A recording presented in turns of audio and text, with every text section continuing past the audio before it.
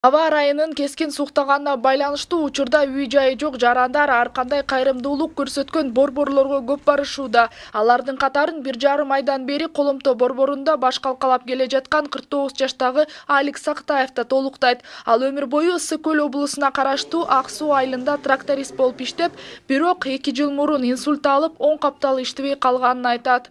Алик Сактаев 20 жыл мурун жубайынан айрылганын бизге баяндап, бир кыз, бир уулдун атасы.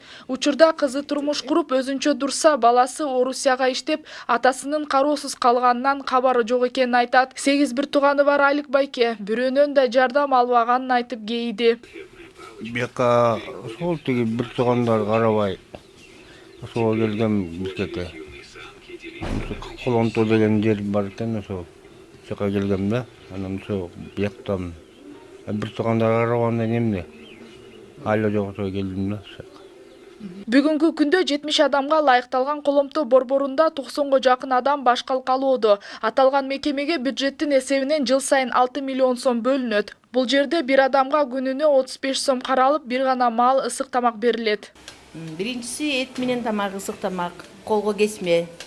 Экинчиси гречка, подлив менен, чай, кант, сахар менен, нан, ысык тамак болот постоянно, дешек.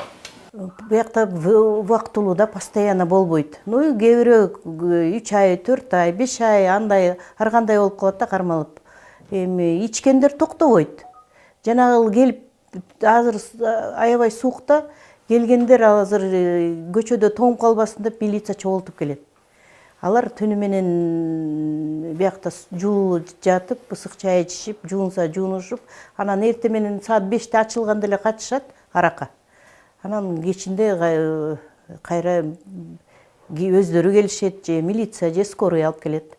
Синоптиктердин берген маалыматы боюнча акыркы жолу Кыргызстанда мындай экстремалдуу суук 6 жыл мурда катталган. Ал эми мындай абалда адамдар бири-бирине кайрымдуу болуу үчүн учурда ар кандай чакырыктарда жүрүүдө. Бирок негизгилердин бири сууктан сактануу эрежелери экенин унутпасак.